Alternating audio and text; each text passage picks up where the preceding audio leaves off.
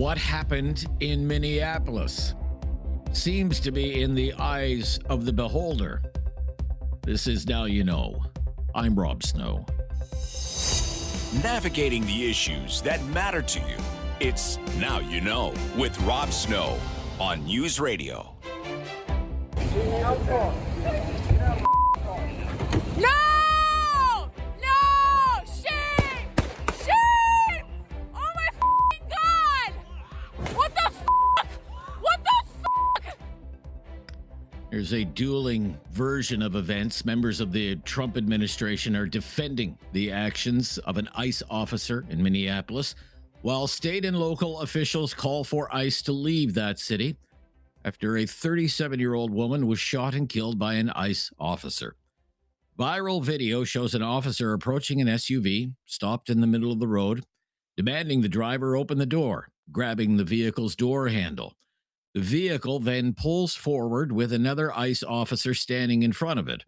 He pulls out his weapon and fires at least 2 shots into the vehicle at close range. The SUV then careens into 2 cars parked on a curb nearby and crashes to a stop. The victim has been identified as Renee Nicole Macklin Good. She died at the scene of a gunshot wound to the head. She's originally from Colorado. Emily Heller lives on the street where the shooting happened. She told CNN it was over in less than a minute. She was totally peaceful, and ICE, it seemed completely unorganized. They didn't really know what they were doing. They were screaming at her to move, move, move. And then they approached her vehicle aggressively and tried to open her door. And then that's when she got spooked, and she reversed her vehicle to turn her wheels to try to escape. And that's when an ICE agent stepped in front of her vehicle and said, "Stop." And then, she was already moving, and then point blank shot her through her windshield in the face. ICE has been running a massive immigration crackdown in Minneapolis following reports of massive welfare fraud involving Somali-run businesses. Kristi Noem is the U.S. Secretary of Homeland Security. Immigration and Customs Enforcement were carrying out lawful operations here in Minneapolis. Because of the adverse weather that Minneapolis has seen in recent snow, one of the vehicles became stuck and ensnared in the snow. Law enforcement were attempting to push out this vehicle, and when a mob of agitators that were harassing them all day began blocking them in, shouting at them, and impeding law enforcement operations. ICE officers and agents approached the vehicle of the individual in question, who was blocking the officers in with her vehicle, and she had been stalking and impeding their work all throughout the day. ICE agents repeatedly ordered her to get out of the car and to stop obstructing law enforcement, but she refused to obey their commands. She then proceeded to weaponize her vehicle, and she attempted to run a law enforcement officer over. This appears as an attempt to kill or to cause bodily harm to agents, an act of domestic terrorism. That account is being hotly contested by the mayor of Minneapolis. His name is Jacob Fry. There's little I can say, again, that'll make this situation better, but I do have a message for our community, for our city, and I have a message for ICE. To ICE, get the out of Minneapolis. We do not want you here. Your stated reason for being in this city is to create some kind of safety, and you are doing exactly the opposite. People are being hurt. Families are being ripped apart.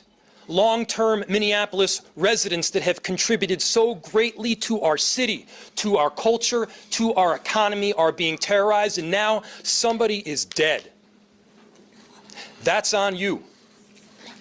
And it's also on you to leave. It's on you to make sure that further damage, further loss of life and injury is not done. In a post on social media, U.S. President Donald Trump called the woman who was shot a professional agitator who viciously ran over an ICE officer who shot her in self-defense. Trump went on to say the radical left is threatening, assaulting, and targeting law enforcement. Mayor Fry said any claims of self-defense by ICE and officials in the Trump administration are BS. They're sowing chaos on our streets. and in this case, quite literally killing people. So they are already trying to spin this as an action of self-defense. Having seen the video of myself, I want to tell everybody directly, that is bullshit. This was an agent recklessly using power that resulted in somebody dying. The governor of Minnesota, Tim Walz, who ran for vice president of the United States in the last general election as the running mate of Kamala Harris, called the Trump administration's claims of self-defense propaganda. It's beyond me that apparently from the federal government, from the Homeland Security Director herself, has already determined who this person was, what their motive was, and they hadn't even been taken out of the vehicle. We're not living in a normal world. Governor Walz recently announced he wouldn't be seeking re-election, his administration under fire over claims it ignored welfare fraud happening in that state, but he pleaded with residents to remain peaceful. What we're seeing is the consequences of governance designed to generate fear, headlines, and conflict. It's governing by reality TV. And today that recklessness cost someone their life. I've reached out to Secretary of Homeland Security Kristi Noem, and I'm waiting to hear back. Let me be clear. Donald Trump and his administration may not care much about Minnesota. That's been pretty evident. But we love this state. We won't let them tear us apart. We'll not turn against each other. To Minnesotans, I say this. I feel your anger. I'm angry. They want a show. We can't give it to them. We cannot. If you protest and express your First Amendment rights, please do so peacefully, as you always do. We can't give them what they want. Hundreds of people attended a vigil last night for the woman who was shot. Some held signs saying, "ICE not welcome." I'm Rob Snow. This is Now You Know. This is News Radio.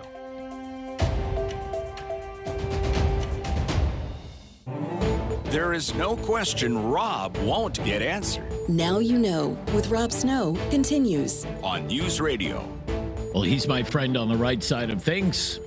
Michael Taube is back with us, syndicated columnist and speechwriter for former Prime Minister Stephan Harper. Great to hear from you again. Happy New Year. Happy New Year to you as well, Rob. Hope you had a great Christmas, too. Yeah, everything was great. Yeah, it's great to hear from you again. And, let's get the year underway with, what was really it's the biggest story in the world, I suppose. What do you think of Trump's move on Venezuela? Let's start right there. Sure. I actually wrote about it for one of my columns that I write. This one was in my Troy Media syndicated column and just ran earlier this week. Long story short, and we'll get more into the details, I overall was in favor of it. It's not that necessarily it was the best way to take care of the matter, and I think that I, like many others, as I wrote in my column, would have preferred that it was done in a different fashion, such as, say, Nicolas Maduro, the dictator of Venezuela, stepping down on his own volition and leaving, or if he had been defeated in an election. The problem is that, one, the first thing was never going to happen. And the second thing is he's cheated in so many elections that we knew that wasn't going to occur either. So in the end, ultimately, while people are obviously talking more about whether this was an issue of democracy or if this was an issue of oil, which I'm sure we'll discuss, I think you have to sort of look at it this way. Imperfect as it is, and certainly when people have questions about international law and where the boundaries should be for countries in terms of relations they have with other countries or how wars and military skirmishes are fought, the world is better off without Nicolas Maduro as a leader, much as they were better off when his predecessor, Hugo Chavez, died. It has been 25 years of tyranny in Venezuela. There is no defense of it, and I think that most people on the left and the right recognize that whether they agree or disagree with the U.S. military operation to remove Maduro from Venezuela, they understand at the same time that obviously it's a benefit because he was an evil man, much like Chavez was an evil man. So when you put everything together, the positives and the negatives, and you try to weigh it as best you can, I think overall it was the best move to do, but hopefully it won't lead to more of these and that it's just an isolated incident. Do you think, in light of the situation in Venezuela, and maybe even more so what Donald Trump and his top advisors like Stephen Miller have said about Greenland, do you think Canadians have reason to be worried? What do you think? No. Again, I think it's a lot of bluster in that. I don't think the international community would accept the U.S. trying to, quote unquote, invade Greenland. And I don't think that's what U.S. President Donald Trump or his administration plan to do. Yes, they're talking like, well, military things are on, that option's still on the table, as his press secretary said, Carolyn Levitt. But let's be realistic. That's just bluster. The end result is obviously Greenland does serve an important role in terms of, military safety, security benefits, and otherwise. And yes, the U.S. and Denmark have, good relations, or relatively so. And the U.S. has always been welcome to use Greenland in certain capacities. I don't disagree with Trump that obviously the U.S., say, purchasing Greenland, which is ultimately what I think he would like to do, which I don't think will occur, but I think that really is the end goal. I think it would be a benefit to the country. I don't disagree with that. But I think that the way things currently stand right now, the U.S.'s relationship with Greenland and its rightful owner, Denmark, I think is still sufficient, but obviously can always be improved, as any relationship can be improved. But whether Canada has to worry, no, nothing to worry about. Okay. What should Canada be doing in light of these events, then, do you think? I think Canada's been doing, fine with it. People have been saying that, that Mark Carney's comment, who didn't come out and obviously necessarily support the U.S. military operation, but tweeted on X and posted on X, I should say, and said in other capacities that, Maduro having left the scene is a good thing for Venezuela and for the world. I think that's certainly more than enough, and that's more than sufficient. I mean, look, maybe you've discussed it on your show already. I don't know. There have been some people who've been sort of hysterically suggesting that Canada should watch his back. There was even a piece in the Toronto Star just a couple of days ago saying that Doug Ford should be concerned. I mean, this is just going completely overboard. The U.S. is not going to invade Canada, ladies and gentlemen. We're not going to be taken over by the United States. It's not going to happen. But certainly, as Donald Trump knows, and a lot of people in his White House know, these things can be used to their benefit if people get all worked up and riled up about things that are never going to happen, period. And I'd stake my reputation on it. It will not happen. All right. When we return with Michael Taube, Michael is a Toronto resident. It's going to be a big year in your city, Michael. Municipal election later this year. Yeah. I want to get a feeling of what some of the big issues are for Toronto residents right now, and people we should be watching. Who could be the next mayor of Canada's biggest city? When we come back with Michael Taube, syndicated columnist, speechwriter for former Prime Minister Stephan Harper. This is News Radio. You have questions. Now You Know with Rob Snow has the answers. On News Radio.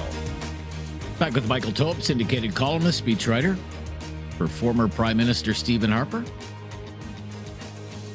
And Toronto residents. Yep. And a keen observer of municipal affairs. I hope so. In that city. Yep. Election year there this fall.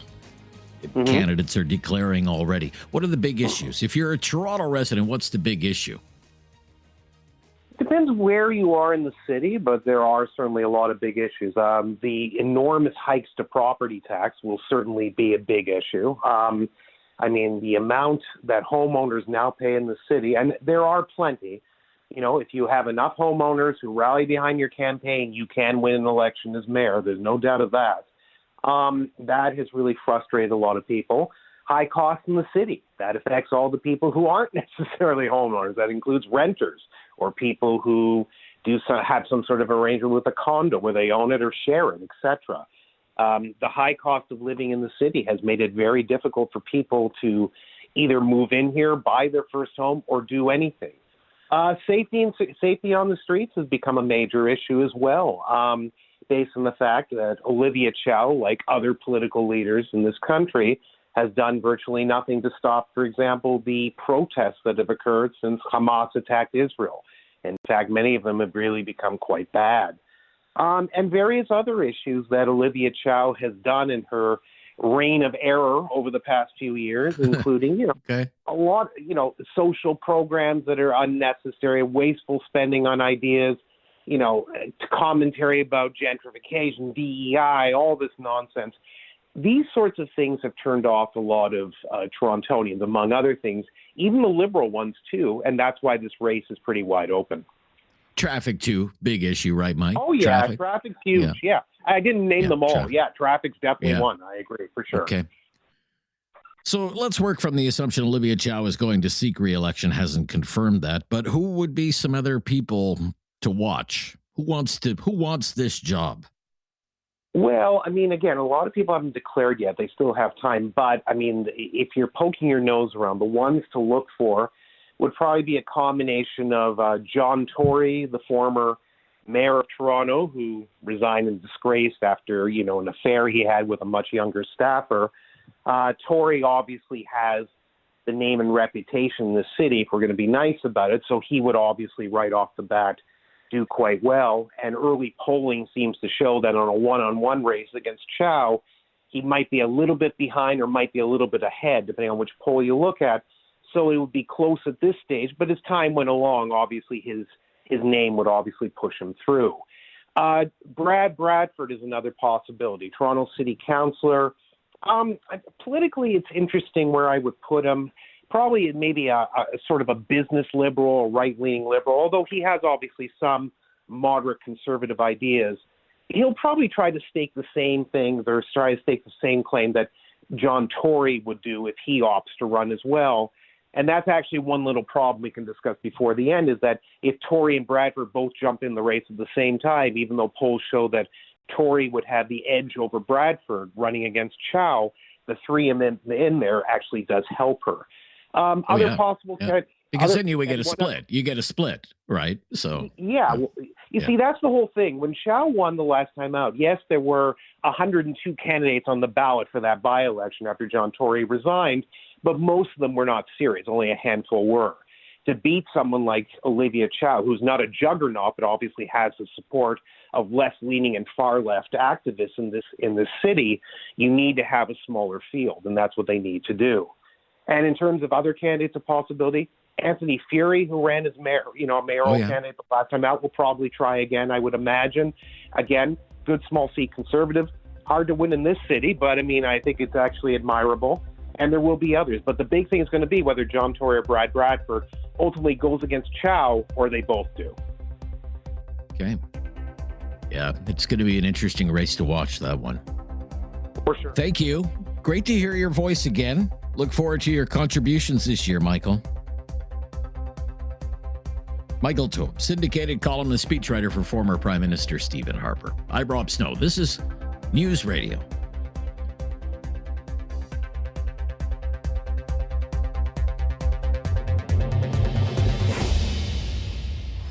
Critical thinking is not dead. Now you know with Rob Snow. Returns on News Radio. We're here with Julia Parsons from Hill and Knowlton and Jordan Paquet from Bluesky Strategy Group. So, Julia, these by-elections, there could be a handful of them coming up in the new year, maybe just a few months from now. But will they change anything in the House of Commons with the Liberals so close to a majority government? What do you think?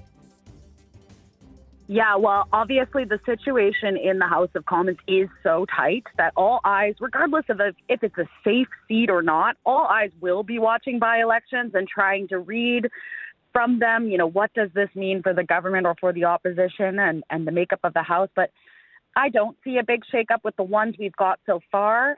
Of course, Chrystia Freeland's seat is seen as a relatively safe Liberal seat, so I think that's expected.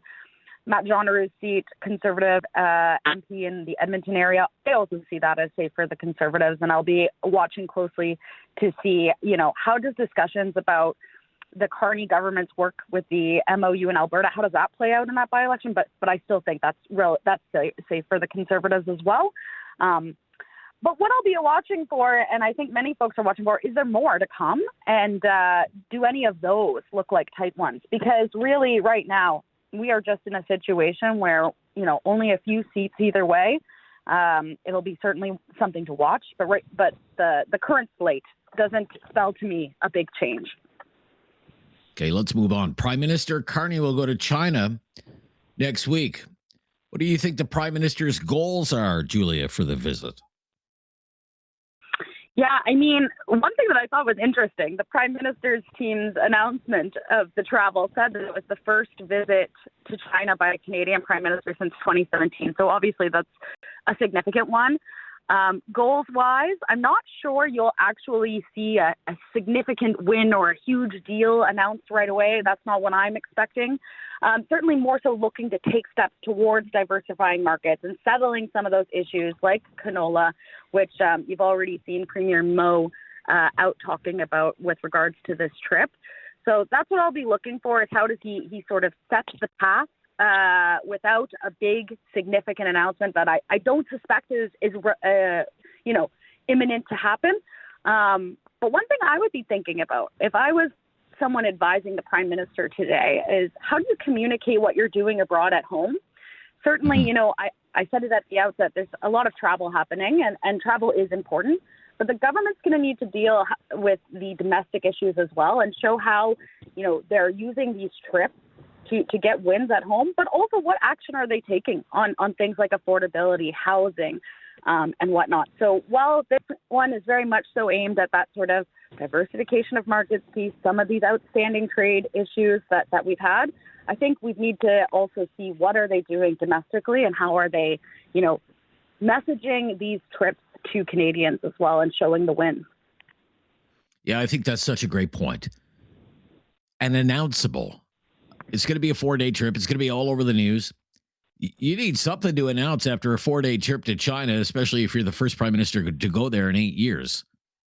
So what's the end goal here?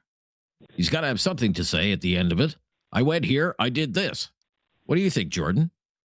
And that is going to be the key point, Rob, is when is he going to have something to say? He's doing all these trips. He's going to China. He's going back to Davos.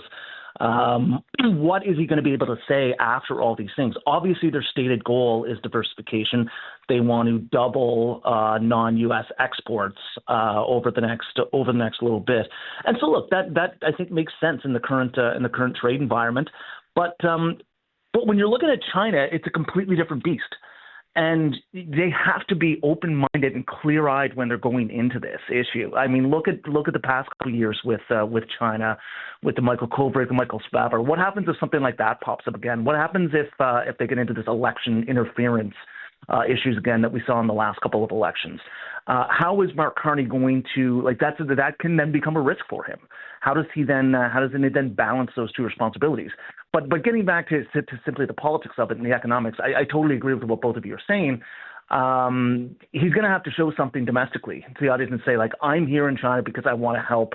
Working Canadians be able to afford more by boosting. This will help boost our economy. Therefore, will create more jobs and lower prices for Canadians. That's what he's going to have to ultimately say. But he's going to have to deliver. There's going to have to be something. It can't just be another memorandum of understanding for some future thing. They got to actually start talking about projects and getting shovels in the ground. Okay. The trip you mentioned, he's going to Davos, to the World Economic Forum. Don't you think there in certain corners of our political world, people are going to have a field day with that, Julia? The Prime Minister goes to Davos. I mean, Pierre Poilievre said, I will never go to Davos. My people will never go to Davos. Yeah, it's not surprising to me that he's going. I mean, this is I believe his first Davos. Yeah, would be his first Davos as Prime Minister. So it doesn't surprise me that he's going. I suspect you're going to see a focus on sort of those core issues that he's been talking about with respect to things like AI and, also the trade issues and the competitive advantages that he's trying to get in Canada. But yes, I think there will be some questioning about the trip, although right now I'm not sure if that would be a main key message for any other party. I think they're going to be more so looking to drive home, affordability, cost of living concerns rather than anything like that. Okay. We'll be right back. predictions for 2026. I have asked our panelists, who is a politician to watch this year? Who should we have our eyes on? At any level of government, who's a rising star, someone Canadians should be paying attention to? I've got a couple of suggestions. We'll hear our guests when we return to News Radio. Now you know with Rob Snow continues on News Radio. Here with Jordan Paquet from Bluesky Strategy Group, Julia Parsons with Hill and Knowlton, talking politics, predictions for 2026, the political year ahead. Who is a politician to watch in Canada this year? I actually have two because it's my show. PSPP. Get used to hearing that this year, I think. That is Pierre St. Paul Plamondon, and he is the leader of the Parti Québécois. Leading in all the polls in Quebec in the election year. Can he win the election? Can his party win the election? Can he create the winning conditions for a third sovereignty referendum? And how will Ottawa react? PSPP. And Jeremy Farkas, the new mayor of Calgary, in the hot seat right off the bat because of another massive water main failure. What kind of crisis manager is he? Two people to watch for me. Julia, who would you say? It's a great one that you've named, and I like the PSPP one as well because I think, Quebec separatism is an issue that's sitting in the background as well that we're going to have to watch very soon here. So good ones there.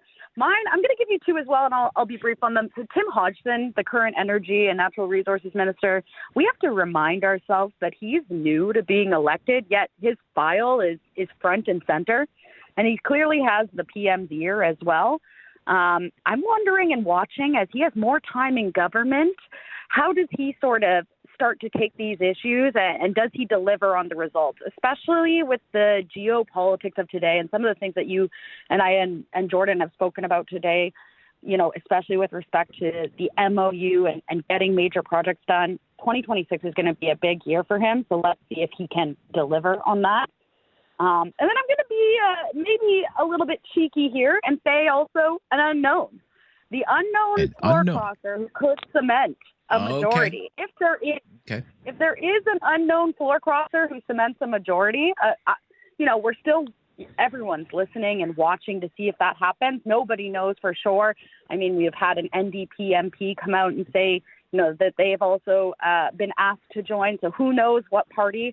But whoever that person is, I think that's going to become a household name very quickly, and I'll be interested to see what comes of that and if they've made any negotiations with the government to get them to that majority. So that's my unknown floor crosser. I like that one. Who is that person? Jordan, in say a minute and a half, someone to watch. Great. Thanks, and Rob, I really appreciate the wide berth that you gave us on this because I'm looking at a nice little sculpture here of PEI that I got from my parents at Christmas. So I'm going to take things far back east, reminding your listeners that I'm from the island, and there's a leadership race happening right now. The Progressive Conservatives are in power, so whoever wins this race, which is going to wrap up early February, is going to be Premier of the province. Consequently, they're also going to be chair of the Council of the Federation because it's PEI here for that. So Rob Lance was former premier. He promised several times he wouldn't. He was interim premier after the former premier Dennis King stepped down, said he wasn't going to run for leadership. Changed his mind and jumped in, but he's up against a very credible candidate, Mark Ledwell, who's held some big jobs around the world. Is back home on PEI now, running a great campaign. So it'll be interesting to see what happens there. But that is a name that quickly in February, PEI will be the first province to potentially have a new premier come February. So I'll just and this individual again is what's his name? Jordan Ledwell. Mark Ledwell. Okay. Versus Rob Lance. So they're the two candidates that are in the race right now. All right. Very interesting. Okay, keep an eye on that. Who will be the next premier of Prince Edward Island, the cradle of Confederation? Thanks to both of you. Great to hear from you. I look forward to your contributions to our humble little radio show throughout the year. Julia Parsons with Hill and Knowlton and Jordan Paquet from Bluesky Strategy Group and Talkback is coming up next, right after the latest breaking news here on News Radio.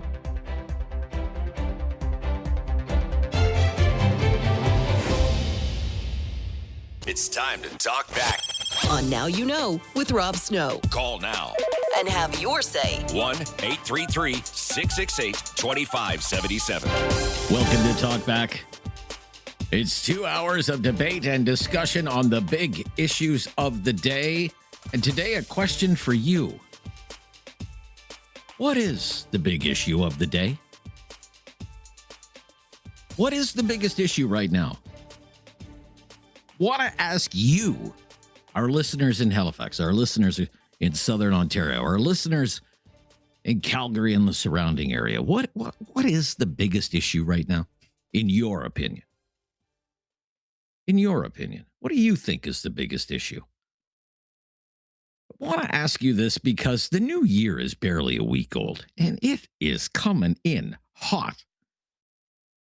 There's been this news about Venezuela, the U.S. raid on Venezuela, the capture of the dictator, the United States running Venezuela for the foreseeable future, maybe for years, according to Trump. And then a day or two later, comments from Trump, tough talk from one of his top advisors about Greenland and their desire to make Greenland part of the United States. And now today, the biggest news story in the world really is the shooting death of a woman in Minneapolis by an ICE officer. And the Trump administration calling that woman a domestic terrorist. State and local officials say it's anything but that. And people's view about what happened with that case seems to be entirely shaped by their political views. The United States. What's happening with the United States? Trump, and foreign policy and the deepening political divide in the United States. Is that the biggest issue right now? What's going on with the United States? Is that the biggest issue right now? What would you say? What do you think? 1-833-668-2577. Or is it something else? Is there another issue that's a bigger issue than that one? More important than what's going on in the United States? Because what's happened with the United States recently, what has it really meant to people, say, living here? By that, I mean, has it meant anything for prices at the grocery store or mortgage payments or the rent or putting gas in the car or paying a utility bill? We ask that because that's a huge issue for so many Canadians. The cost of living, the cost of groceries, housing, affordability, and regular people just trying to make ends meet. We talked about that with a pollster yesterday who told us so many Canadians feel as though they'd be able to have a better year ahead if only they had more money. Affordability. The cost of living. Trying to keep up with all the bills. Is that the biggest issue right now? And if it's not, then what is? What is the biggest issue? It's not like there's a wrong answer to the question. Is it healthcare? And what's happening across the country with the healthcare system? Is that the big issue? There is a story in one of the papers today about doctors in Alberta, in Edmonton specifically. They want the Alberta government to declare a state of emergency because of the situation in the ERs. You may have seen the story over the holidays about a man who went to an ER in Edmonton at the Grey Nuns Hospital in Edmonton. He waited for 8 hours in the ER, and that's where he died. In the emergency room of cardiac arrest. And it's now being reported he was one of 3 people who died in that very same ER, in that very same hospital, on that very same day. And doctors say it just can't go on like this. But that healthcare horror story is hardly unique to Edmonton, Alberta. That's a Canada-wide story, the situation with healthcare and long waits in emergency rooms. A member of our family went to the emergency room over the holidays, waited for 6 hours, left without ever seeing a doctor. It happens all the time. In every part of the country. Healthcare, is that the big issue? For some doctors in Edmonton, it sure as heck is. You know, in Nova Scotia, some people are at their wits' end with the power company. Nova Scotia Power wants to raise electricity rates again. Meantime, some people are saying their bills have gone through the roof as it is. They can't afford another rate hike. In Calgary, the big issue is water. Something basic as the water supply for a big city. because for the second time in less than 2 years, the city's main water line broke. And people once again are being told you have to ration water. Don't shower any longer than 3 minutes. Only flush the toilet if absolutely necessary. Who determines when it's absolutely necessary to flush the toilet? This is a modern Canadian city, 1.8 million people don't flush the toilet unless it's absolutely necessary. I would imagine for some people in Calgary, being told not to flush the toilet, probably a big issue right now. Is it the biggest issue? You tell us. You tell us today. Rob, this is the big issue. Dummy, this is the big issue. 1-833-668-2577.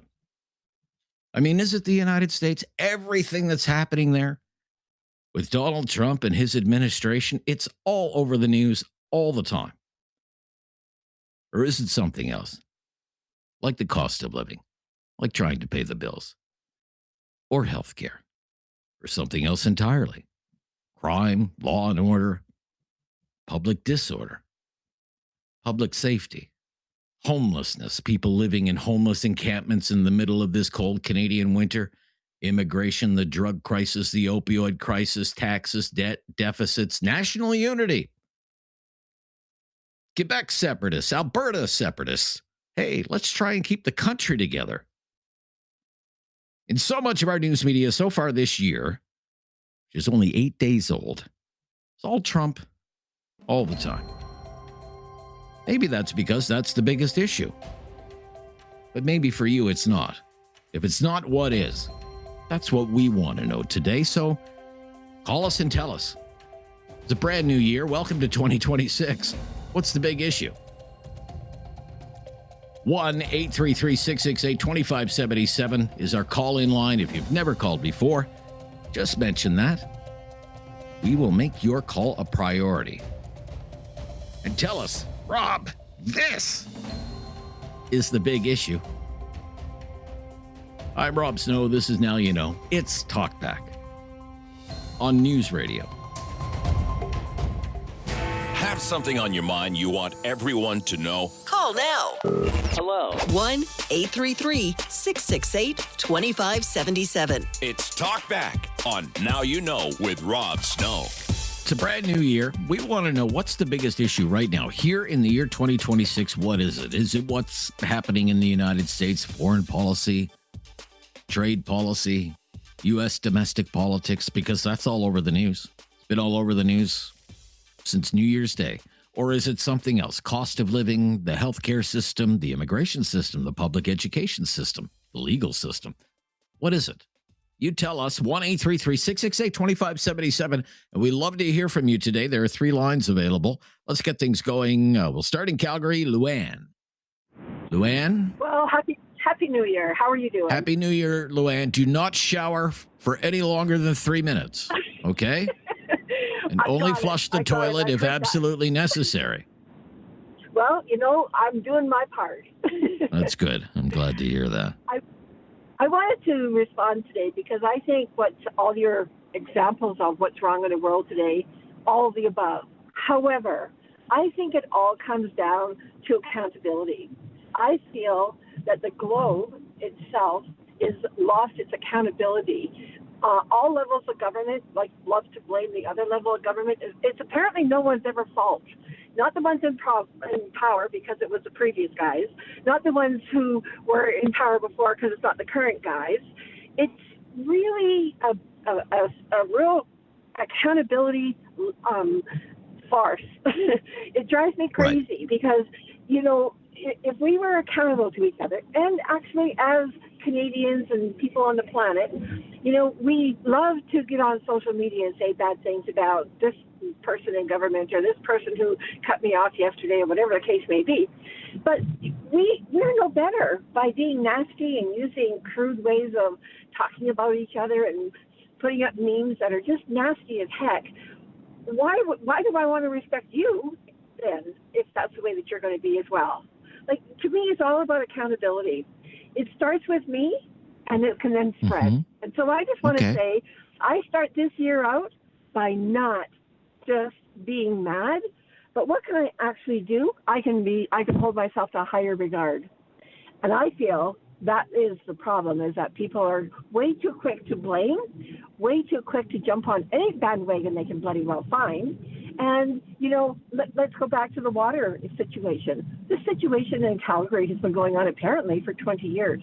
And so we've had multiple levels of government have their say in all this. So what?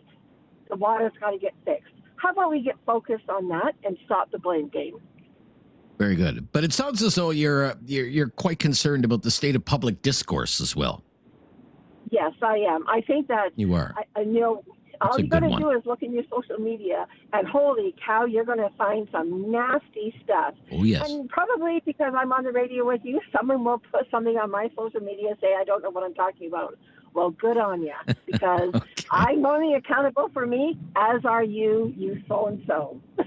Accountability. Okay, Luann, thank you. Good first call to Jim in Nova Scotia. Hello, Jim. What's the biggest issue right now, Jim? Yeah, very good, Jim. Thank you. Well, I hate to say it, but it's people. The biggest issue is people. They let way too many people. We didn't have people. Canada. No, they let too many people into Canada. They should have. I've got no objections with immigrants coming in from different countries and sharing their knowledge and sharing their beliefs. I've got no issues with that. But they put too many in at the time. And now everybody is friggin' paying the price because our groceries are through the roof. Everything is through the roof because we have too many people in this country right now. Well, immigration, then you're talking about the immigration levels and the immigration policy, largely, I would say, of the previous Liberal government under Mr. Trudeau. Yeah, well, what did they plan this? Did they know this was going to happen? You'll take... I don't know, man. We'll say Canadians are proud, okay? We're a proud Canadian. I'm a proud Canadian, right? Sure. But I'll be damned if I'm living in a box, and I'll be damned if I'm living in a tent in the middle of winter, okay? The immigrants are taking 5 and 6 people and putting in a hotel room or an apartment to pay the rent. You don't see any immigrants on the street in Nova Scotia. Yeah. I can't attest to that, not having surveyed homeless encampments in Nova Scotia or anywhere else for that matter. But I think there's a recognition. From the current government that the immigration system of the previous government was out of hand, and they're trying to rein it in because it didn't match what I would call the social capacity of Canada. To your point, people. Well, did they know? Did they know? Did they not connect the dots? Did they not have a plan for where is everybody going to live? What is this going to mean for the public education system? What will it do to an already strained healthcare system? All of these things that you're citing. Yeah, thank you, though. Thank you. Immigration. I mean, you're saying immigration. It was bound to come up. Thank you for your call, and we're off and running. What's the biggest issue? Tell me. What's the biggest issue right now here on the 8th day of January of 2026? If you only watch cable news, you would swear it's Trump. Maybe it is Trump and U.S. politics and the U.S. influence on the world right now. If that's it, call me and tell me that's it. If you don't think that's it and there's something much more important than that, call me and tell me what that is. 1-833-668-2577. It's Talkback on News Radio. Have something on your mind you want everyone to know? Call now. Hello. 1-833-668-2577. It's Talkback on Now You Know with Rob Snow. What's the biggest issue right now? Here in early January 2026. What's the biggest issue? Susie's in Airdrie. Hi, Susie. Hey, Rob. How's it going? Very good, Susie. Thank you. It's warming up here finally, so we've been in the deep freeze for a while. So I'm looking forward to mild weather. I have to agree. So yeah, we are in a whole lot of hurt. This whole entire country. Everything is so messed up right now.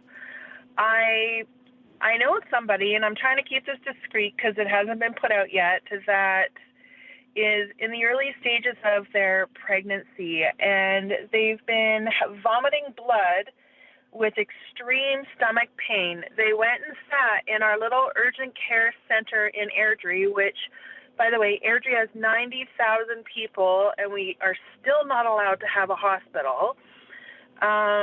They sat there for hours and hours and hours and got no help, was never checked on or anything. And not only that, as they're sitting there, the ceiling tiles are starting to fall out of the ceiling. Oh my goodness. And landing next to people that are sitting in the waiting room. Like, this is the health care that we have in Airdrie. My gosh. Did this person that you know ever get help when they went to this they place? Ended up leaving. They ended left. up leaving. Yeah, there is no ultrasound abilities within our clinic. And yeah, they ended up just leaving and going home and toughing it out and hoping that they weren't having a miscarriage or there wasn't severe complications, because they cannot get help. And they can't even find a family doctor in Airdrie or Calgary that is willing to take them on with the pregnancy.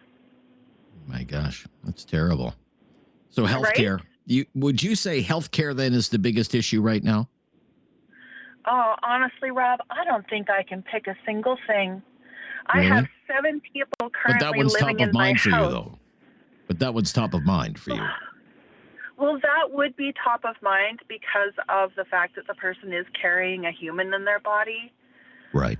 That they're trying to help, keep alive. Sure. But, I currently have 7 people living in my 3-bedroom house from ages 4 to 47 because that little family can't find a place to live. They can't find something that's affordable as a young family starting off their life. So they've now been in my basement for 3 years. Goodness. Is this extended family or just people you know, or? No, it's our family. It's your family. Okay. Yeah. All right. So, I mean, housing I love having them affordability. around and stuff, but I'm sure that they would love to have their own space. They'd rather have their own place. Absolutely. Who wants to live in the basement of our relative's place, right?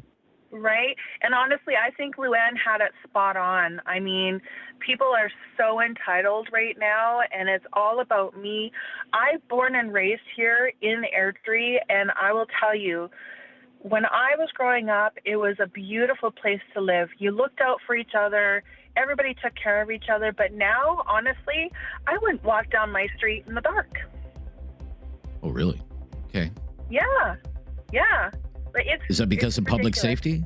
Public safety? Yes. Yeah. All right. I'm just writing these down to see if any trends emerge as we make our way through Talkback today. Susie, I thank you for your call. ER, healthcare wait times, lack of family doctors, housing affordability, public safety as well. Big issues. It's a big issue for you. What's the biggest issue? Here in the new year. Tell us on Talkback on News Radio. Have something on your mind you want everyone to know? Call now. Hello. 1-833-668-2577. It's Talkback on Now You Know with Rob Snow. So it's a pretty big question for you today, but it's not a difficult one. Just tell us what the big issue is. The biggest issue right now, here in the year 2026, a year that's barely 8 days old. Is it what's happening in the United States or something else? The rising cost of living, the state of the healthcare system, the immigration system, public safety, housing affordability. Just what is it? You tell us. 1-833-668-2577 to Cambridge, Ontario. Tom is on the line today. Hi, Tom. Thanks for calling. You're on the air. How you doing, Rob? Long time I haven't talked. There's really a lot going on. I'm sort of watching the press conference right now in the States, and that's very disturbing as well. I'm trying to figure out what are the determining factors of that. Who determines what a housing market will bear? What is affordable? Who determines what's affordable, what's not affordable? And I'm really saddened to see that the generation that I grew up in, to where the state of the world is now, it's really becoming more about an authoritarian, one country sort of becoming the dictator of the world in a lot of ways, how we've lost our way of empathy and sympathy towards each other, how we have gotten in the state we have in our own country where the infrastructure was never in the place it should be to bring immigrants or other people into the country. And we scrambled when we knew we had a housing crisis and affordability crisis 10, 20, 30 years ago. And now we're playing catch up. We had a pandemic that the globally world wasn't prepared for, and that is sort of prices have continued on since then. There is no really light in sight where prices are going to get any lower. And I'm 70 years old this year, and I'm trying to figure if something happens today, where do I go? Where do I land? Do I sleep in my vehicle? I'm too old to sleep in a tent out in the street. What resources do I have, or does anybody else have, who is struggling to be affordable? I'm a working senior, and I'm a poor working senior because the money I make, I'm getting taxed on because I don't have enough deductions. So now I owe the Canadian Revenue Service. I owe credit cards. I got debt I've got to pay in that, and it's going to continue. I can't afford not to work, and I can't afford to work in a lot of ways. The rich keep getting richer. The poor are just going to be poor. You can't get any poorer than you are. And it seems everything's you got to be politically correct. And what's going on in Canada alone is that we've got not just immigration problems. We got people coming to the country who are extorting their fellow countrymen for some reason. And it's just sort of shocking to see how we've come as a society to where we are today. Okay, so I've kind of written these down, and again, I'm keeping track because I want to see if there's any trends. You started off the top. You're concerned about what I'm calling, and you correct me if I'm wrong, the rise of authoritarianism. Would that be accurate? Yes. Yes. As well, social capacity, and I mentioned that with a previous caller. I mentioned immigration, and the link that has to be made between the social capacity of the country and our immigration system. What's going to happen to the healthcare system? The healthcare system was under pressure before immigration levels were drastically increased. And, the state of the public education system, you're in Ontario. How many teacher strikes have we both lived through in Ontario, or days in Ontario that were fought over classroom sizes, for example? It's not like that was a new issue. Right. And everything else, housing and whatnot. But you also cited, personal debt and just general inequality. Yes. Right. The 1%, the 99%. Very interesting list, Tom. Thank you. I wish you nothing but the best. And it's good to hear your voice again there in Cambridge, Ontario. In Red Deer, Alberta, Carolyn up next on Talkback today. Thanks for calling, Carolyn. You're on the air. Hi, thanks for taking my call. I am just wondering how everyone in Canada is feeling about Chrystia Freeland taking a position with Ukraine. And 3 days after her telling our Prime Minister, he makes an announcement with Zelensky of $2.5 billion because she says she told him December 24th, and he met with Zelensky in Halifax on the 27th. It just seems very conflict of interest, very shady. And I'm just wondering how other people feel, because we have, as other people have said, homelessness, food security, poor education system, poor health care, and we're not putting that money into our own country. So it's just a thought. And well, I would write that down. And again, I'm writing these down. I would write that down as foreign aid. You're frustrated about the amount of money that's being spent by Canada in other countries in international development assistance. Is that fair enough? Yeah, and the way it happens accountability. Ukraine. Right? Accountability. That would go to accountability as well. Yeah, absolutely. Like, I don't feel that the Liberal government at this time has Canadians' interests at heart. They're letting, the immigration continue, even though they say they're cutting back. People that are coming here claiming asylum are getting more money than somebody that's lived here their whole life, like the last gentleman who's still working because he can't afford to not work. And Yet we have people coming into this country being just handed thousands and thousands of dollars every month. So okay. that's, I'm that's not sure about that. I'd have to look into that, but I'll you know just what? leave I'm that not at that. positive about that either, but it's just what you Okay. kind of hear all the time, or that Yeah, I've you heard hear all the it, but we'd have to, we'd have to do our own kind of fact checking on that. Just Right, because someone right. reads it on social media doesn't mean it's true, of course. But I understand what you're saying. You think there's not enough focus on people in this country, and too much money is leaving to help people in other countries, and that money would be better spent here. It's something I hear all the time. We talked about it with a couple of hardcore political insiders who say, yeah, the government is not doing a very good job at communicating its international development efforts, and how that may be eventually of benefit to Canadians sometime down the road. Have your say on the big issue. For her, it's 4 and 8. I'm Rob Snow. It's Talkback on News Radio.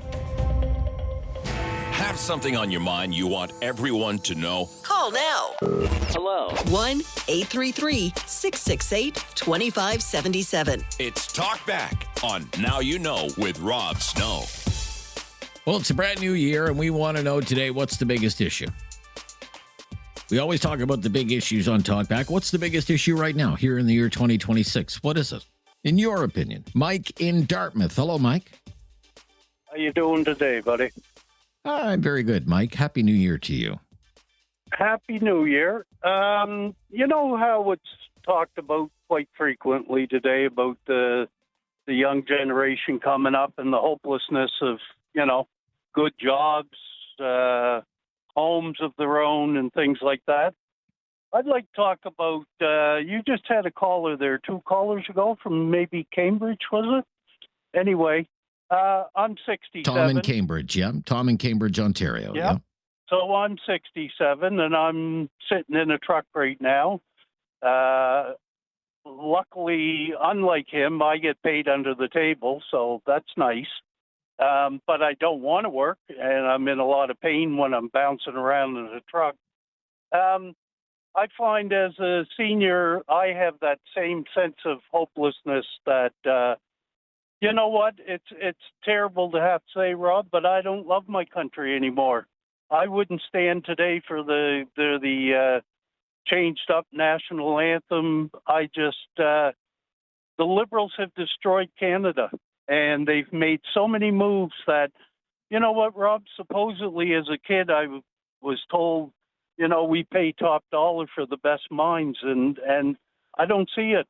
I mean, everybody I talk to in our age group, and we're looking around, and some of us only have a grade 12 education, and we know the things you're doing are way off base. It's the cart before the horse in so many incidents, and like the fellow before was talking about immigration and stuff. There's honest to God, Rob, born Cape Breton like you, buddy, and I would leave this country tomorrow if I had the means. But that's how trapped I feel. I don't like this place anymore. I don't like what the city of Halifax and Dartmouth right now. Rob, you wouldn't want to drive down here now. It's like I was out in Vancouver for 7 years, and that's one of the big reasons why I came home. And I watched here in the last 12 years I've been home turned into just like Vancouver. And it's traffic all day long, every day. Same issues all across Canada. The healthcare here sucks. I just got put in a phone call. My doctor was retiring, and they told me I had to take a certain doctor. I couldn't, I knew another doctor in the clinic that I'd seen a few times before. He was sort of a backup for my guy. Anyway, they told me that they were having a meet and a greet for the new guy, and I was working, and it was a daytime appointment. Well, I shouldn't say that. They didn't say it was an appointment. It was a meet and greet. Anyway, want to charge me $100 now because I didn't show up. and I can't book any appointments with any doctors Okay. in my I clinic. think what you're describing, the word for it is precarity. That life in Canada is it's precarious. You feel precarious. Yep. It's just, and which is like the opposite of stable. It's the opposite of stable. Yeah, I got you, Mike. I have to move along. I have other calls to get to, Mike. But it's good to hear your voice. These are low-income senior issues, retirement security issues, and big city issues. Halifax has gone through just explosive growth in the last 5 to 10 years. And it's got a lot of growing pains. Peter in Calgary is up next, talking about a city where there's been a lot of growth. My call. Hi, Peter. Yeah, my pleasure, Peter. Yes. The biggest issue, what is it? Well, I personally, for 30 to 40 years, we've watched ever since, Al Gore and David Suzuki and Greta Thunberg, screaming about global warming, which I think really has been a hoax. Climate has been changing since Adam and Eve, and if it hadn't been, we wouldn't have fossil fuels today. But where I'm going with this is municipal governments, and I'm speaking about Calgary in particular, but other jurisdictions could fit in what I'm saying. We have a new mayor now, and he's been in that position just for a short period of time. The mayor that he replaced was a one-term mayor, and the first thing she did 4.5, 5 years ago was scream about, there's a climate emergency and we got to create a fund. Local taxpayers have to put in money into a climate change fund at a municipal level. Now the bright spot is maybe that fund can be redirected to build a brand spanking new water pipe, which we need. Right. Where I'm going is what I would call climate hysteria, and how it may be distracted from the nuts and bolts of running a city like Calgary, where you've had your major water main break for the second time in less than 2 years. And they say it's been a problem for 20 years, and multiple municipal governments just ignored the issue. While at the same time, you have a mayor and a council declaring a climate emergency. I understand your point. Thank you, Peter. Be right back. What's the biggest issue? It's Talkback on News Radio. Have something on your mind you want everyone to know? Call now. Hello. 1-833-668-2577. It's Talkback on Now You Know with Rob Snow. You tell us today. What's the biggest issue right now? 8 days into the year. What's the biggest issue right now? Marion in Nova Scotia. Marion. Hi. Hi, Marion. Hi. I think the biggest issue is something you mentioned a call or two back: precariousness, insecurity, instability. And the trouble is, it's on multiple fronts. And I have to wonder, how much can one person tolerate without losing hope and giving up? Because if you think about it, it's financial. It affects consumers and business owners, shifting sands of laws, tariffs. People just don't know what to expect. There's healthcare with the wait lists and the lack of doctors and nurses. There are questions about the ability to earn a living. What advanced degree will get me a lifelong job? Will AI take my job? Or have my values become politically incorrect or even illegal? If you think about it, attitudes toward hunting, religion, sexuality, and parental rights and more are all just up for grabs and changing. There's the environment. Will I have a safe place to live? Will my country be overrun by people fleeing from heat and wildfires and torrential rains and a lack of drinking water? And then the big question, should I have children? Would I be wrong to subject children to wars, pollution, global warming, pandemics, and financial insecurity? And I'm sure there are some I've forgotten to mention. It's just too much. Right. I don't think people were made to But deal. you've keyed on on this as well, precarity. And people are Yes. feeling precarious, and as you cite, on multiple levels and for multiple reasons. It's not financial precarity, employment, precarious employment, but it's also precarious housing. Yeah, the housing situation is precarious. People are having a hard time with rent. People worried about mortgage rates. Big difference for some people when mortgage rates are at 2% versus 5%. If the mortgage rate is 2.5%, I'm okay. They hit 5%, I'm broke. Right? Precarity. Yeah, and just things like I get my power from Nova Scotia Power. There was recently a talk show episode about how lucky we are that the hackers attacked sort of the business side, the records side, rather than the operational side of things. If they'd attacked the operational side, we might all be running generators in Nova Scotia. So it's just one thing after another. Right. It's just It's too much. just this sense of not feeling stable, secure, or even safe. Yes. Yeah. Okay. Yeah. That life is uncertain. Very uncertain. Very good.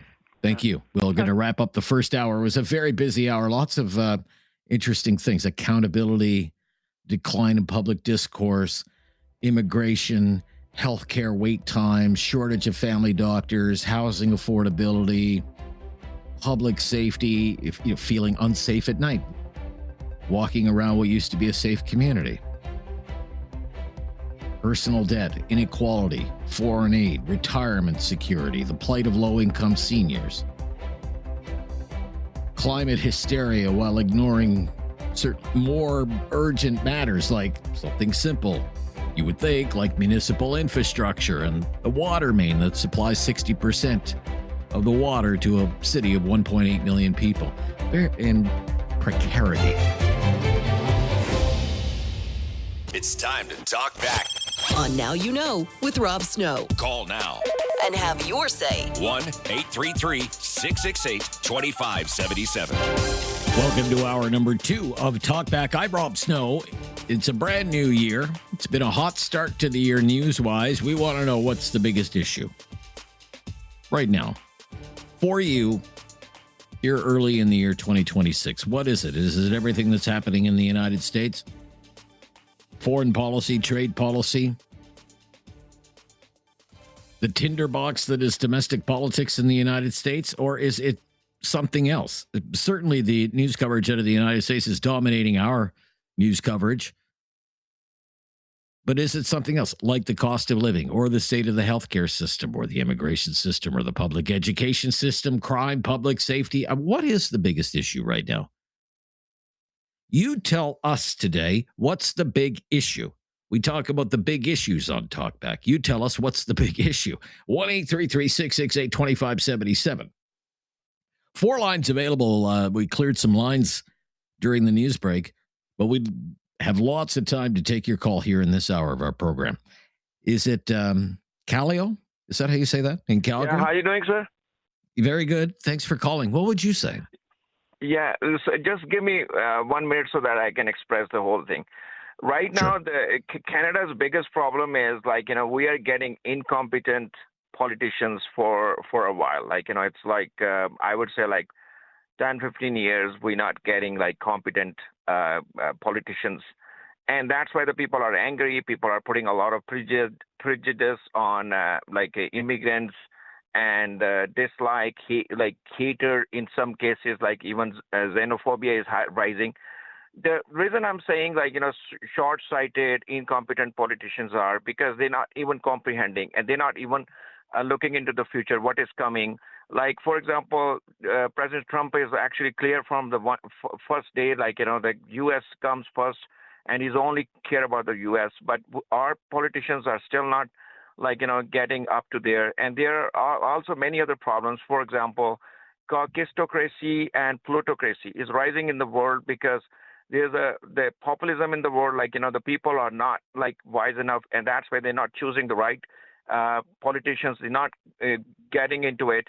And once they are in the office, they're making all of these bad choices, and then they're putting on immigrants and stuff like that. For example, all these immigrants came because of the bad politicians, not because it's just the doors were open and they did just walk in. Because the politicians at that time, whosoever, I'm not blaming one party or the other party, because people sometimes there's one party to blame. There was only one party in power. I understand, but happened. I'm not wearing any looking into the a prejudice lens or something that I'm a liberal, so that's what I'm saying, or I'm a conservative. I'm saying no. I'm just saying because this is the biggest problem right now with Canada. Even look at the current situation, whatever is happening in our north, Greenland and stuff like that. Our politicians are still, to be honest, showing their incompetency even in a foreign policy. So the biggest problem is all of these people are here and they're complaining about these immigrants because the previous immigration system on which we came from was one of the best because we qualified for it. We earned it. And all of this medical, rush in the hospitals are not because we were tested. For example, in my case, when I came, me and my wife, we went through the medical examinations before we come to this country. And we never been on any sort of burden on this system because we were tested. Our background was checked. And all of these things, whether I'm a criminal or not, whether I'm sick with critical illness, so that's been tested before. But all of these politicians who just open the door for one country or another country, that's their choice. That's their naive thinking, and this is a box kind of thinking. So they never thought what is going to happen in next 10 years. So these incompetencies are showing right now. And now people are showing anger, dislike, prejudice on immigrants. I understand that. You understand that. But the problem is the brand of politicians we are getting is completely incompetent. They are failing this country. And I think we need a new brand of politicians. And people should think about it when they're going to the polls. Thank you. Poor leadership. I will put it down as poor leadership. Thank you. For your call, you've got us off to a rip-roaring start. Callio in Calgary to Halifax, Nova Scotia. Nelson is on the line. Hello, Nelson. Good day, Rob. I'm glad to be on your show. Well, glad to have you on the show. In Nova Scotia, there's really only one issue, and that's immigration. Okay. It's just absolutely unbelievable what has happened here with the amount of immigration. And unfortunately, it's one immigrant. It's the Indian immigrant. This province has always been a low-income province.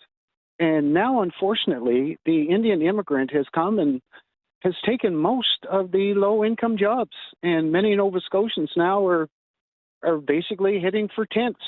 And it has created a pure hatred here in Nova Scotia now, an absolute pure hatred. I have never seen it this bad ever in my life. When you say you've never seen it this bad, what do you mean you've never seen it? You've never seen the Nova Scotians racism, and the pure hatred xenophobia, anti-immigrant sentiment that I've heard it on this show. I have. Oh, it is. It can be ugly at times.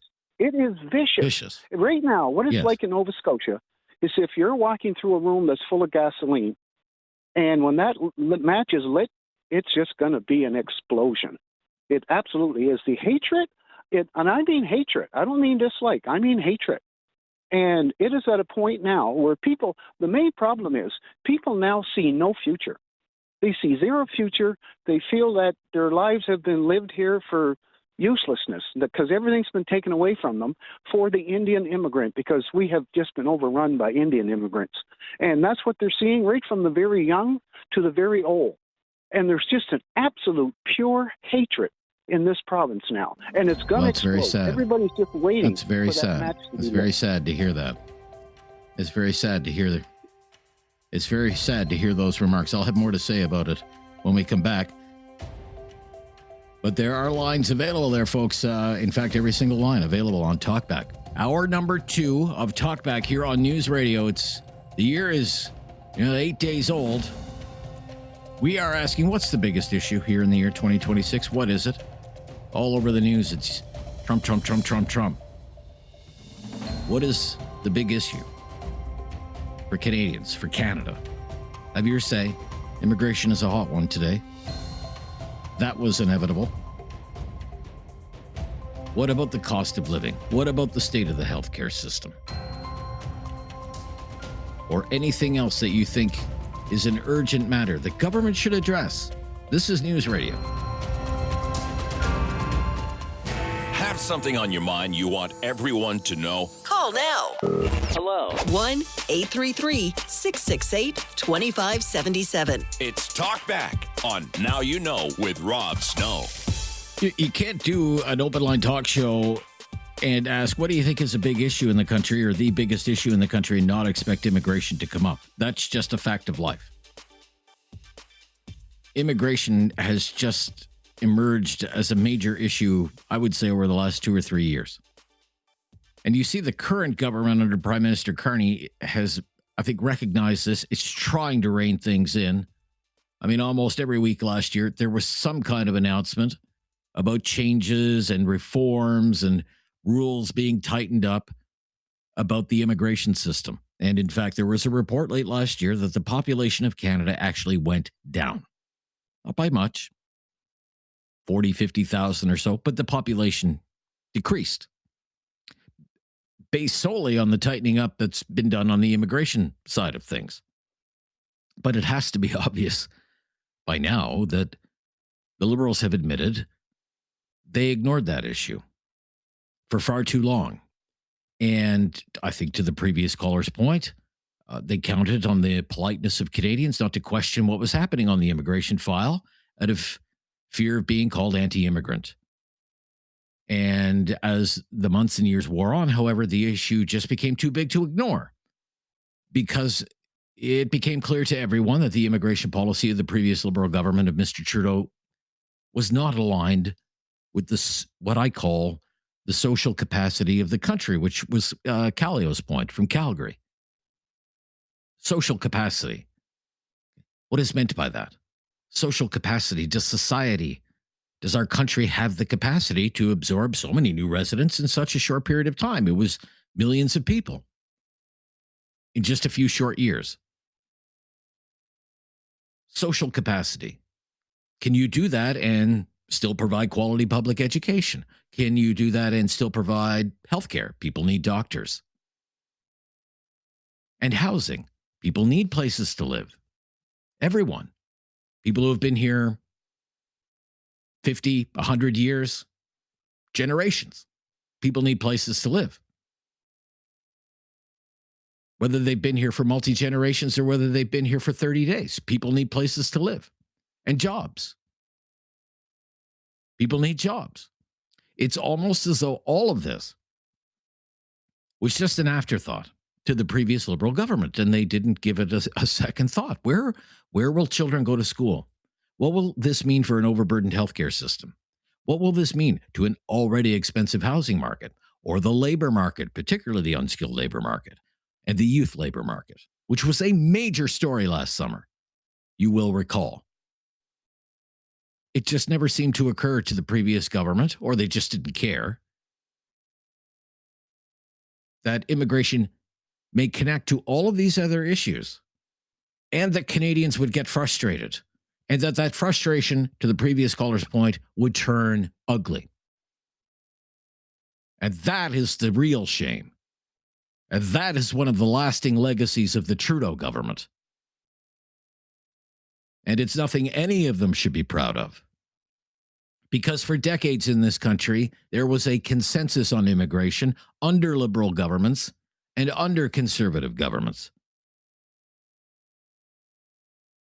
There was a consensus that immigration was not just good for Canada, but essential to the country's future well-being. But now, and you hear it in some of our callers. Now, because of the way the previous government mishandled that file, it has undermined decades of goodwill. I've been doing this for a long time. Nobody ever used to call me about immigration, ever. Now there's not a week that goes by or a day when someone doesn't call my show and blame the problems of Canada on the immigration system and its impact on all of these things, housing affordability, the situation in the classrooms of the country and the healthcare system. And I get those calls all the time. Whereas 10 years ago, calls like that from listeners, very, very rare. And you know what? That's very, very sad. 1-833-668-2577 to have your say on Talkback on News Radio. Have something on your mind you want everyone to know? Call now. Hello. 1-833-668-2577. It's Talkback on Now You Know with Rob Snow. We are asking for you to tell us what's the biggest issue right now here in the year 2026. It's barely 8 days old, and think about everything that has happened in the first 8 days of this year. But what is the biggest issue? 1-833-668-2577. Let's go to Diane up next. Hi, Diane. Thanks for calling. What would you say, Diane? Hi, Rob. I think overall, in general, it's our economy, which includes pretty much everything. Our economy has been affected by immigration, too many, too fast. Our economy affects our health care levels. It affects the sentiment of Canadians relative to jobs, cost of groceries, the general cost of living. And I think, unfortunately, they have started to resent immigrants. But it's all due to the government that has been in power. And I can't for the life of me figure out why Canadians keep voting the Liberals in. I don't get it.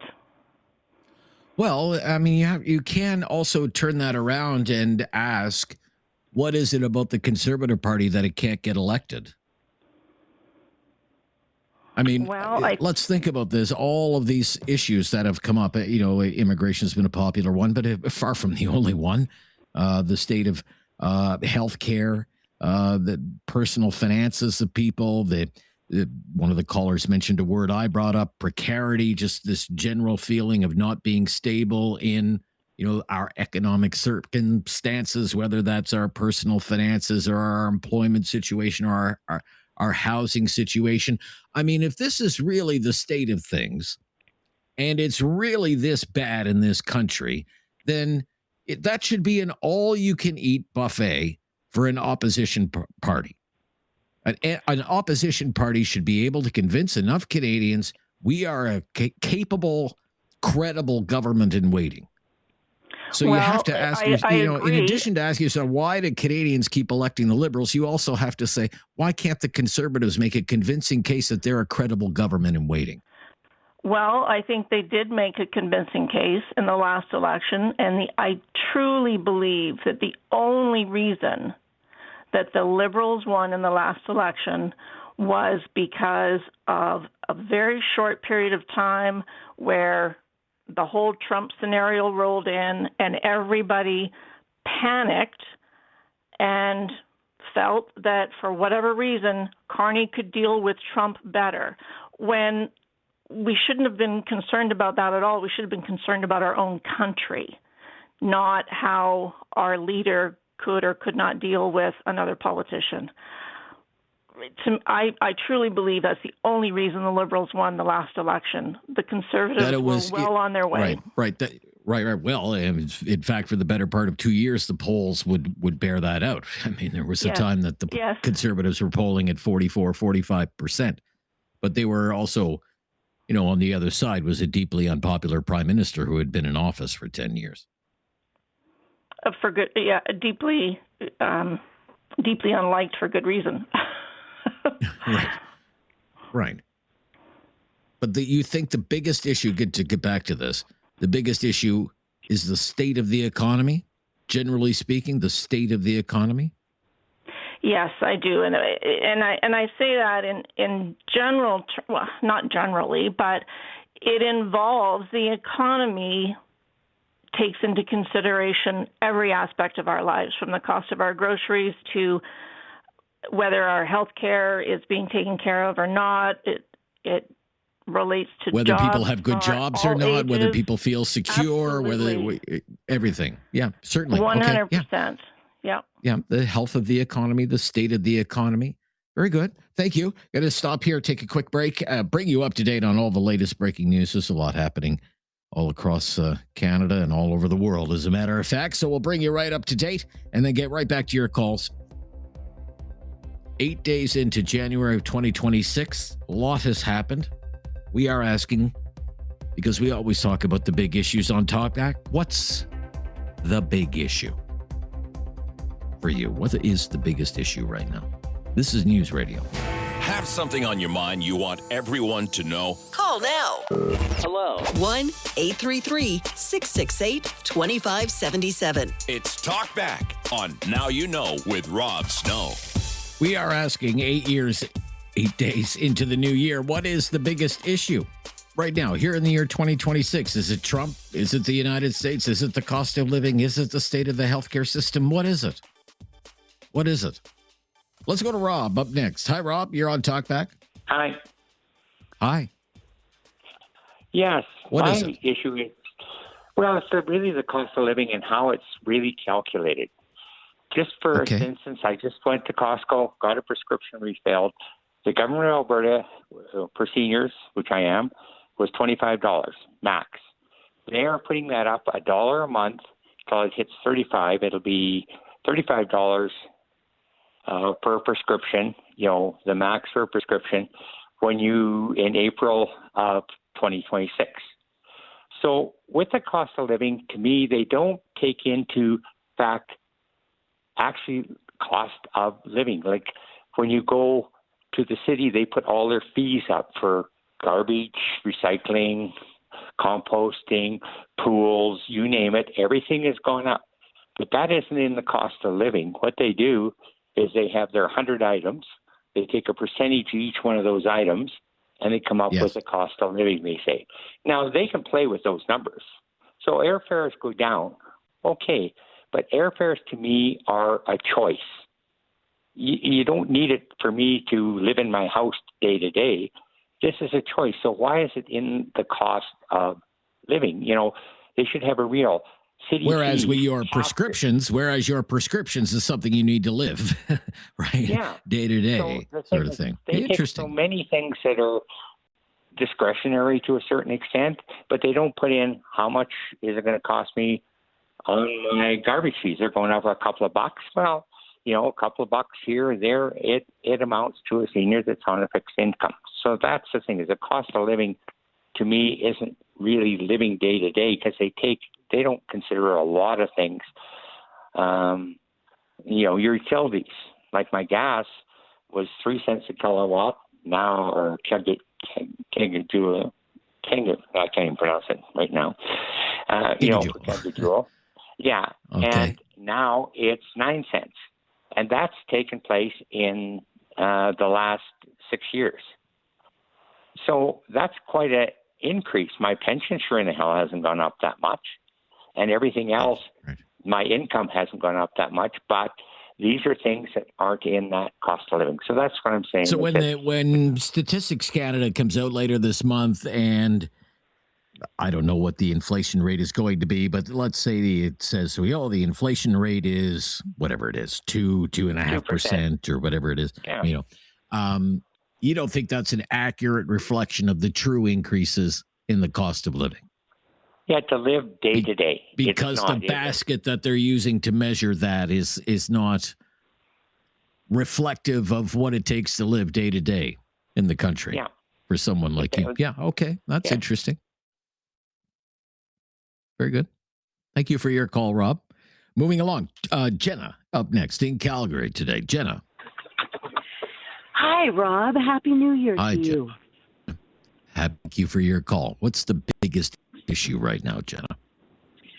Well, do you remember when we were taught basic math, fractions? What were you to look for? The lowest common denominator. So I'm looking at all of these issues that are occurring today, and I'm listening to what people are talking about.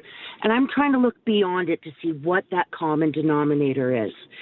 And I'm really worried that all of these things going on, the economic disparity, tariffs, immigration, cost of living, all of these things, unemployment, it seems that the government isn't really acting as fast as we would like them to fix these things. And I'm starting to become a little worried that this is a deliberately systemic effort to divide us.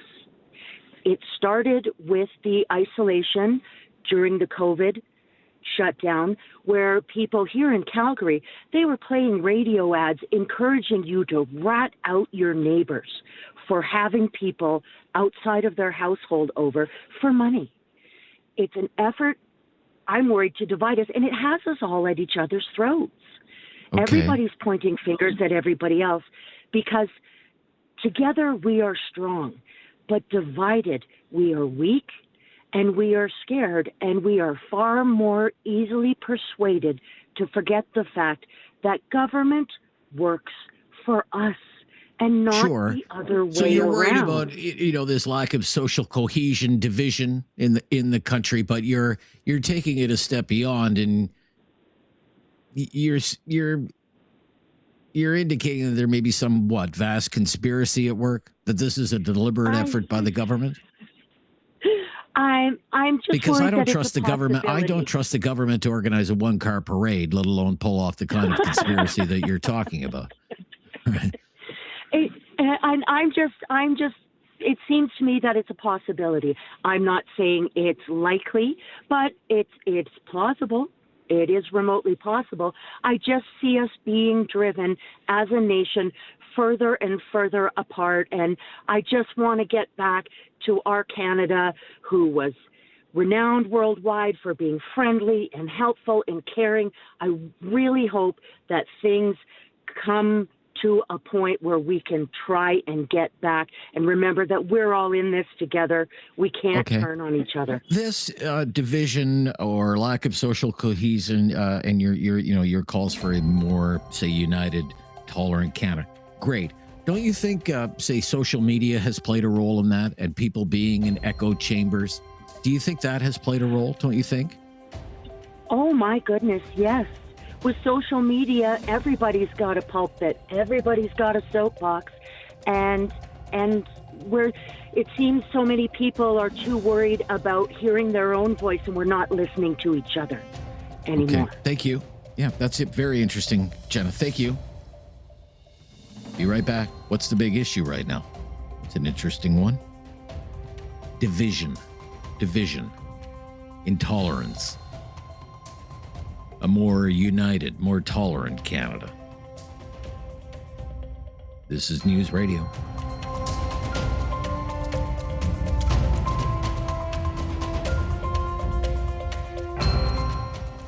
Have something on your mind you want everyone to know? Call now. Hello. 1-833-668-2577. It's Talkback on Now You Know with Rob Snow. What is the biggest issue in the country right now? You tell us. 1-833-668-2577. Jonathan in Calgary. Jonathan up next. Thanks for calling, Jonathan. Hi, Rob. Good morning. Happy New Year, and thank you for taking the call. My pleasure. What would you say? My big issue is Canada's economic prosperity. And how can we adapt the changing global situations right now, and how can we compete, and how can we continue this economic prosperity of ours, and how we can grow the economy so that our prosperity as well will grow? Because Canada is in a good position, especially we have progressive taxation as well. So this is an advantage of us. But the problem is, right now, big projects that the country needs, takes lifetime to build. And we don't have that time right now. We need to act quickly, because all the social problems that we are having right now will go away. If I think about if all those big projects will materialize, will slowly to appear, and the shovels in the ground. We need skilled people. We need people. Sure. All those problems that we have right now will gone, will disappear. Why we have so much problem right now is because of the economic prosperity, social capacity, so on and so forth. Because we cannot pay it. We cannot handle it. But if we act right now, we still have a chance. But if we don't, these problems that we are having right now will double. Think about if our economy become cut into half. What happened to us? This problem will triple, tenfold, and so on. Then we have a big problem. So we need to act right now to protect our economic prosperity so that this problem will slowly disappear and we can continue the life we enjoyed towards the future. But if we don't act right now, then we have to carry the cost in the future, especially the future generations. All right. Well said, Jonathan. Economic prosperity, our economic competitiveness, the drive for economic growth, and the lack of, I guess, what I would say, urgency or the lack of advancement, particularly when it comes to, major projects that you talked about. You want to see action, shovels in the ground. Let's get things moving. Understood. Let's go to Waterloo. Ola's in Waterloo today. Hi, Ola. How you doing, sir? Happy New Year. Good. Thank you. Yeah, Happy New Year to you as well. Thank you. Thank you. Thanks for the opportunity. What would you say? You're welcome. So I think in my little knowledge, I have been able to sum it all up into a very simple thing.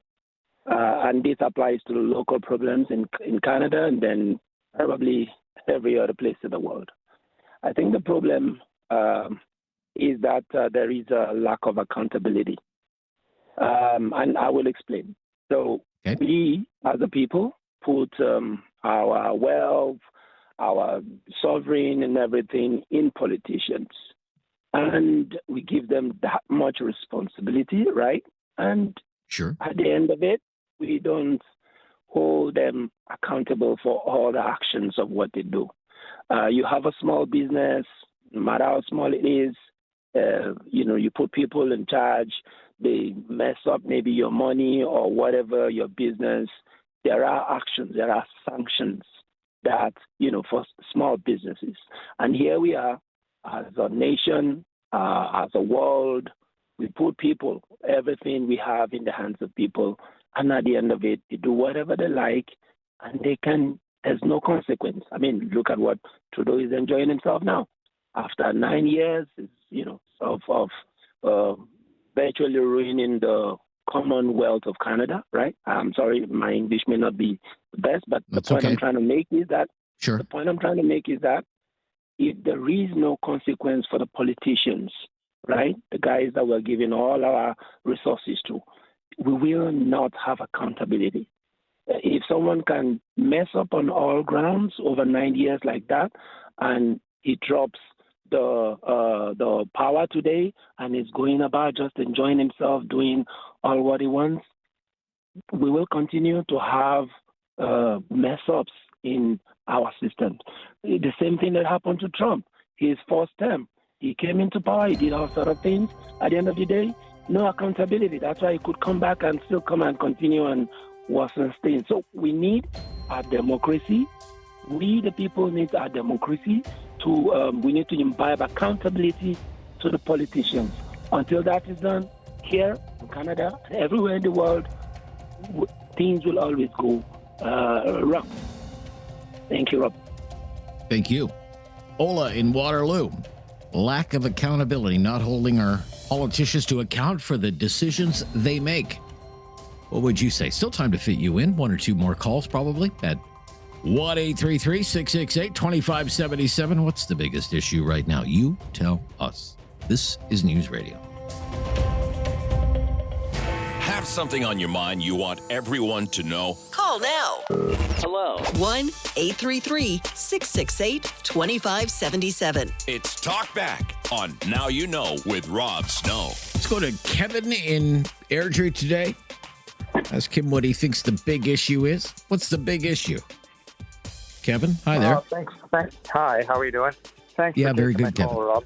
Yeah, pleasure. To me, the biggest issue in this country is everybody is so focused on Donald Trump.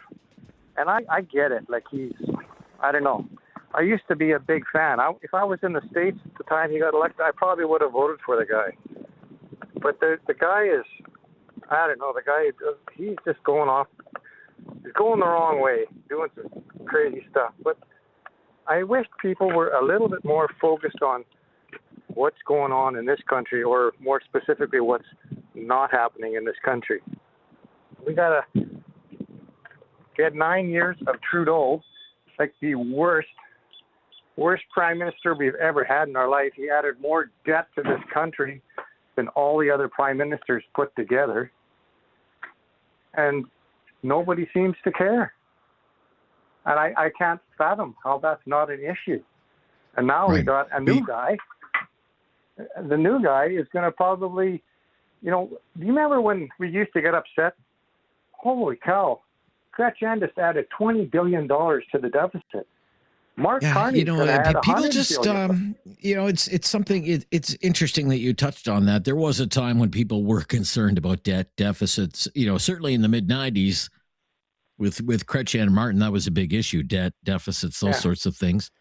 It was an obsession for Harper and Flaherty, trying to balance the budget, even though they didn't have the greatest track record after the 2008-2009 financial crisis.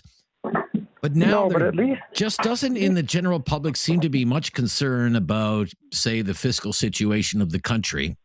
There certainly wasn't during the Trudeau years. He promised to run deficits. He ran deficits that were bigger than he ever said they would be. Yeah. Then there were the pandemic deficits, but he won 3 elections, ran deficits the whole way along. And there doesn't seem to be a lot of backlash against Mr. Carney's intent to run even bigger deficits. People just don't care about that. Yeah, we're going to pay for that.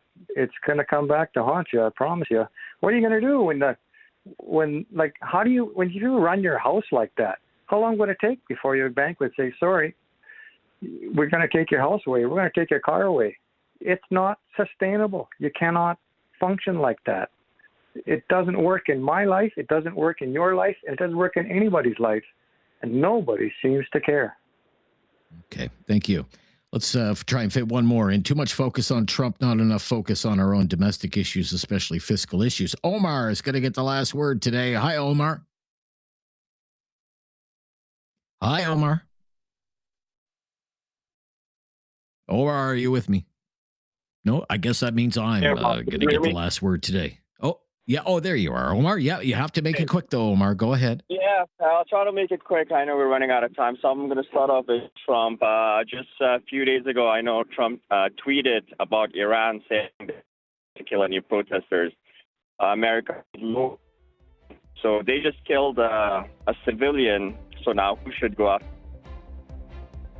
They're killing I see what you're saying. Yeah, your phone connection is not very good there, Omar.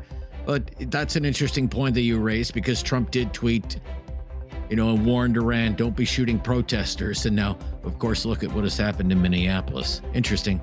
Thank you for your call, fitting that comment in at the end. Tomorrow's the Friday free-for-all Talkback Hour. That's always an adventure. Join us then. Until then, let's bring you the latest breaking news here on News Radio.